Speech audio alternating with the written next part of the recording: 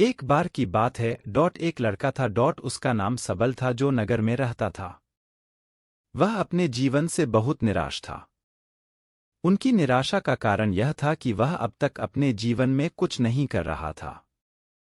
उसके माता पिता उसे ताने मारते थे कि आपके सभी मित्र कुछ न कुछ कर रहे हैं, लेकिन आप अभी भी घर बैठे हैं। दोस्तों के बीच भी अक्सर उनका मजाक उड़ाया जाता था। वह कहीं जाता तो लोग उससे पूछते कि आप क्या कर रहे हैं। उसे यह बताने में भी शर्म आ रही थी। वह कुछ नहीं कर रहा था। धीरे धीरे उसने रिश्तेदारों से मिलना जुलना कम कर दिया और लोगों से मिलना भी बंद कर दिया। वह ज्यादातर समय घर पर ही रहता है। वह अकेला रोता है और भगवान को कोसता है और अपनी किस्मत को दोष देता है। अब उसे अपना जीवन बोझ लगने लगा था। कभी कभी वह सोचता कि कब वह कुछ करने के योग्य बनेगा, और फिर वह सोचता कि जिंदा रहने से अच्छा मर जाना है। एक दिन वह अपने नगर की एक गली से गुजर रहा था। तभी उसने देखा कि एक उपदेशक दुख और परेशानियों पर उपदेश दे रहा है। वह भी उसी भीड़ में सबसे पीछे बैठ गया और गुरु के प्रवचन सुनने लगा। उपदेशक कह रहा था, दुख एक शिक्षक की तरह है जो हमें जीवन की सच्चाई दिखाता है और हमें जीने का सही तरीका सिखाता है। आप चाहें तो जिंदगी जीना भी सीख सकते हैं। गुरुजी उपदेश दे रहे थे कि तुम चाहो तो कुछ भी हासिल कर सकते हो, और अगर चाहो तो एक कोने में बैठ कर रो सकते हो। इन सभी बातों को सबल ध्यान से सुन रहा था, लेकिन शिक्षक की यह बातें पसंद नहीं आई। उसने खड़े होकर कहा कि कुछ भी सिखाने से दुख दूर नहीं होता। इसमें केवल दर्द होता है। दुख की पीड़ा अनंत है। ऐसा लगता है कि इसके बाद कुछ होने वाला नहीं है। इससे कुछ भी फर्क नहीं पड़ता है। इसके सामने तो मौत भी छोटी लगती है। उपदेशक ने कहा, फिर तुम्हारा दुख क्या है? सबल ने उसके सामने अपनी सारी व्यथा सुनाई और पूछा, मेरे दुख का कोई उपाय है तुम्हारे पास? यह सुनकर शिक्षक मुस्कुराए और बोले, तुम उस दिन मेरे पास आओ जब आपके जीवन में वास्तविक दर्द हो। मैं आपकी समस्या का समाधान अवश्य करूंगा। यह कहकर गुरु वहां से चला गया। सबल ने सोचा, कहीं मेरा दुख नकली तो नहीं है? क्या मैं जिस दर्द से गुजर रहा हूं वह नकली है? मेरा दुख कोई नहीं समझ सकता। जब माँ बाप नहीं समझते तो गुरु क्या समझेगा? उनके दुखों से व्यथित होकर सबल ने एक फैसला लिया कि अब वह कुछ करेगा। सबल ने एक छोटा व्यवसाय शुरू किया, पर उसे सफलता नहीं मिल रही थी। लेकिन उसके घरवाले पूछते हैं कि क्या वह कुछ कोशिश कर रहा है। वह अपने व्यवसाय में लगा रहा और धीरे धीरे उन्हें सफलता मिलने लगी। फिर उसने गति पकड़ी और केवल 3 साल के अंदर ही वह एक बड़ा बिजनेसमैन बन गया। अब सबल के आसपास ऐसे कई लोग थे जो उसकी परवाह करता था, जो उससे प्यार करता था।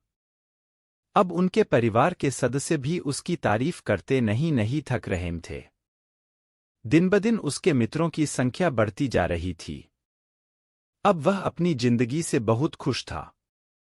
उनके कुछ दोस्तों ने उन्हें सलाह दी कि जब आप एक बड़ा बिजनेसमैन बनकर बहुत खुश हैं, तो सोचिए आपको कितनी खुशी होगी अगर आप इस शहर और इस राज्य के सबसे बड़े बिजनेसमैन बन जाते हैं। कितने लोग आपसे जुड़ना चाहेंगे, आपकी कितनी बड़ी ख्याति होगी, और स्वयं राजा भी आपसे दोस्ती करना चाहेंगे और जरूरत पड़ने पर ही आपसे पैसे उधार लेंगे। दोस्तों की यह बात सबल के मन में घर कर गई। अब वह और पैसे कमाने की कोशिश करने लगा, लेकिन उसे यह सब बहुत ही जल्दी चाहिए था। वह समय बर्बाद नहीं करना चाहता था। उनका अधिकांश समय इन चीजों को प्राप्त करने में गलाने लगा। इसलिए वह ऐसे काम करने लगा जो सही नहीं था। उसने बड़ा उधार लेना शुरू कर दिया। उसके दोस्तों से पैसे की मात्रा और अधिक मुनाफा कमाने के लालच में वह अपने माल में मिलावट करने लगा। उसने अन्य व्यापारियों के खिलाफ भी साजिश रची और उन्हें डराया धमकाया। जैसा उसके दोस्त कहते थे वैसा ही करता था। वह इन तरीकों से ज्यादा पैसा कमा रहा था, पर अब उसके जीवन में पहले जैसा चैन न था। उनके मन की शांति गायब हो गई थी और वह रात को सो नहीं पाता था। वह हंगामे में रहता था। वह सब कुछ पाकर भी उन्हें किसी चीज में सुख नहीं मिल रहा था। एक दिन सबल अपनी गाड़ी में कहीं जा रहा था। तभी रास्ते में उन्हें उपदेशक का आश्रम दिखाई दिया। वह रुका और गुरु के पास जाकर बोला, संत, आपने मुझे मेरे पास आने के लिए कहा था जब मेरे जीवन में सच्चा दुख आता है। अब मैं बहुत दुखी हूं कि मेरी नींद हराम हो गई है। मुझे कहीं भी शांति नहीं मिल रही है। इस प्रकार सबल ने अपनी सारी समस्याएं गुरु को बता दी। गुरु ने कहा, जब तुम पहली बार मुझसे मिलने आए थे तब भी तुम किसी दुख में थे। आपने उस दर्द से क्या सीखा? सबल ने कहा कि सिर्फ सोचने और चिंता करने से कुछ नहीं होता। आपकी दृष्टि को सच करने के लिए यह कार्रवाई करता है। और सिर्फ काम करने से कुछ नहीं होता, परिणाम भी मिलना चाहिए। जब आपको लगता है कि आपका लक्ष्य हासिल नहीं होने वाला, तब राह में चाहे कितनी भी मुश्किलें आ जाए, मन कितना भी निराश क्यों न हो, कितना भी लगता हो कि अब कुछ नहीं होने वाला है, तभी विश्वास करें, मैं जो भी कर रहा हूं उसमें अवश्य सफल होऊंगा। लोग केवल सफल लोगों का सम्मान करते हैं। कोई कितना भी अच्छा क्यों न हो, वह हमेशा लोगों की नजरों में बोझ बने रहते हैं। यह सब सुनकर उपदेशक मुस्कुराया और बोला, जब आपके पास है तो यह वास्तविक दुख नहीं है। अपने जीवन में वास्तविक दुख आए तब मेरे पास आओ, मैं उसे ठीक कर दूंगा। सबल ने जाते समय साधु को सोने के सिक्कों से भरा घड़ा भेंट किया। घड़े को देखकर गुरु ने कहा कि यह मेरे किसी काम का नहीं है। उस पेड़ के नीचे गड्ढा खोदकर गाड़ दो। सबल ने घड़े को पेड़ के नीचे दबा दिया, जैसा कि गुरु ने बताया, और वहां से चला गया। कुछ दिनों से कारोबार ठीक चल रहा था, लेकिन व्यापार के गलत तरीके के कारण धीरे धीरे उसे व्यापार में घाटा होने लगा।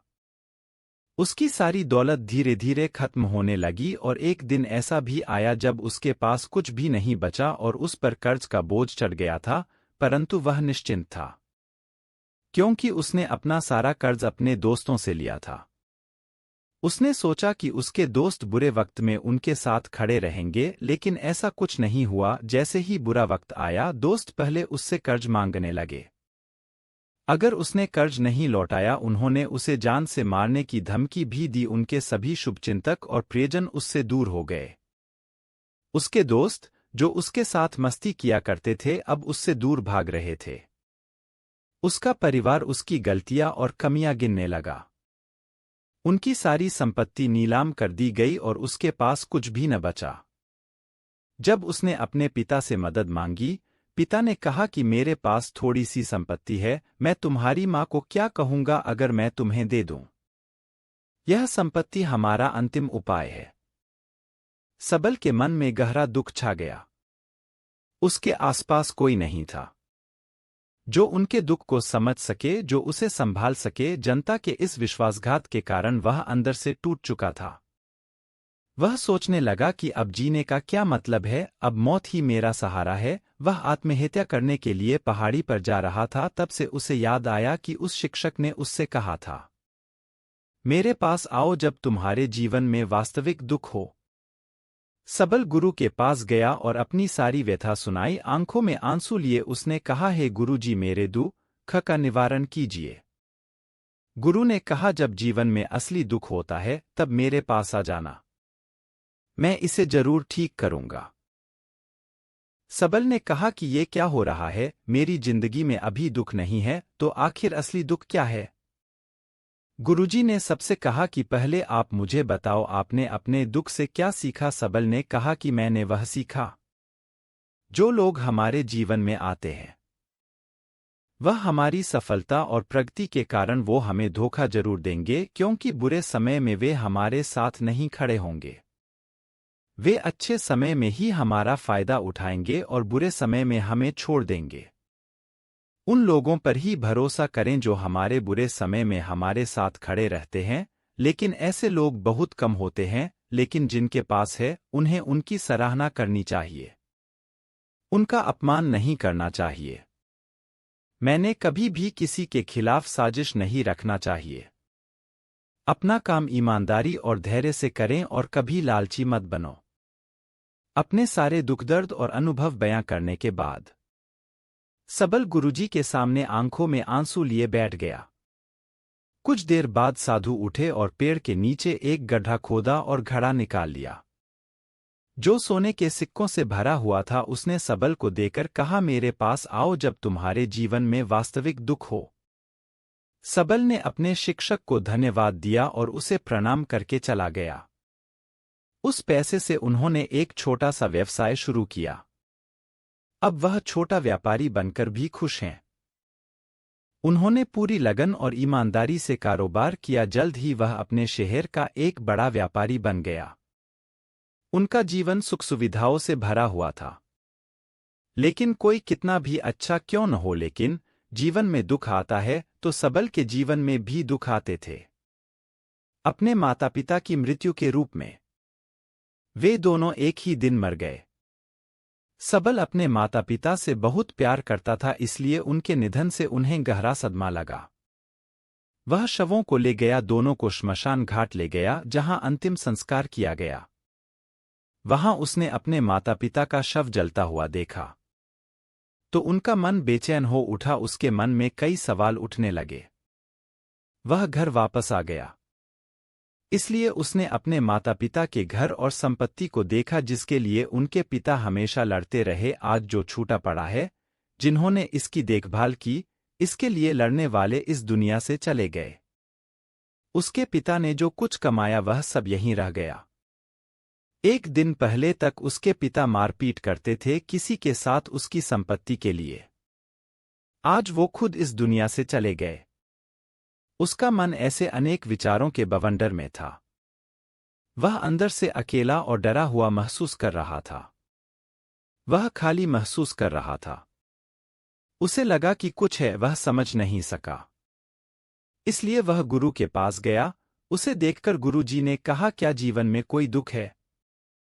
सबल ने कहा, वैसे तो जीवन में कोई दुख नहीं है, सब कुछ अच्छा चल रहा है, लेकिन आज मेरे माता पिता का देहांत हो गया है। मैं इस घटना से बेहद दुखी और परेशान हूं। गुरुजी ने कहा, इसमें दुखी होने की क्या बात है? एक दिन सबके अपनों को मरना है, कोई न कभी जिया है और न कभी रहेगा। एक दिन तुझे भी मरना है, शायद तुम कल ही मर जाओगे, या आप आज भी मर सकते हो। सबल ने कहा, क्या कह रहे हो गुरुजी? मैं भी मर जाऊंगा, लेकिन मैं अभी जवान हूं। गुरु ने कहा कि सब जी रहे हैं इस भ्रम में कि मृत्यु केवल दूसरों को आती है, बड़ों के पास ही आती है। लेकिन जवान और बूढ़े मर जाते हैं, बच्चे मर जाते हैं। मौत का उम्र से कोई लेना देना नहीं है। यह सभी को प्रभावित करता है। मास्टर जी की ये बातें सबल के मन में घर कर गईं और वह चुपचाप चला गया। लेकिन उसका मन अभी भी बेचैन था। वह खाली महसूस कर रहा था। वह सारा दिन अपने बारे में ही सोचता रहा कि वह कौन है, वह इस दुनिया में क्यों आया है, क्या जीवन का लक्ष्य केवल चीजों को खाना और मरना है? ऐसे कई सवाल उसके दिमाग में लगातार उठ रहे थे, लेकिन उन्हें अपने किसी भी सवाल का जवाब नहीं मिल रहा था और उसका दुख दिन ब दिन बढ़ता ही जा रहा था। इसलिए कुछ दिन बाद वह फिर से गुरुजी के पास पहुंचा और बोला, हे स्वामी, मैं बहुत दुखी हूं क्योंकि मैं यह नहीं जान पा रहा हूं कि मैं कौन हूं और मैं इस दुनिया में क्यों आया। यह सुनकर गुरुजी मुस्कुराए और बोले, आज आपके जीवन में पहली बार सच्चा दुख उत्पन्न हो गया है। यह वास्तव में दुख कहलाने के लायक है। हम नहीं जानते कि हम कौन हैं, हम क्यों आए हैं, क्या करें, कैसे करना है। सबल ने अपने गुरु से कहा कि उसकी दुर्दशा दूर करो। गुरु ने कहा कि हम सभी इंसान हैं, जीवन भर संग्रह करते रहते हैं। सबल ने कहा कि सभी इंसान जीवन भर धन, सम्मान, परिवार, प्रतिष्ठा, मित्र, शत्रु आदि जमा करता है। गुरु ने पूछा, क्या हम एकत्रित की गई चीजों में से कुछ भी अपने साथ ले जा सकते हैं? सबल ने कहा, कोई भी इंसान अपने साथ कुछ भी नहीं ले जा सकता, वह सिर्फ अकेला ही जाता है।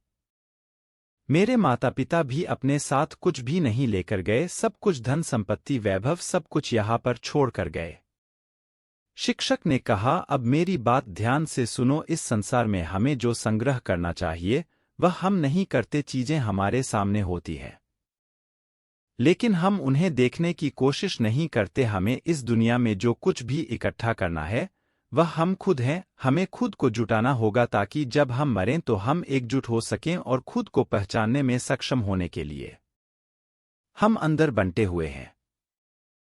हम प्यार, नफरत, गुस्सा, ईर्ष्या में बंटे हुए हैं। क्रूरता, धन, स्थिति, प्रतिष्ठा, सम्मान, पहचान, धर्म, जाति, सैकड़ों हजारों ऐसी चीजों और इच्छाओं में हम विभाजित हैं और टुकड़ों में जीवन जी रहे हैं। इस विभाजन के कारण हमारी चेतना कभी एक नहीं हो सकती।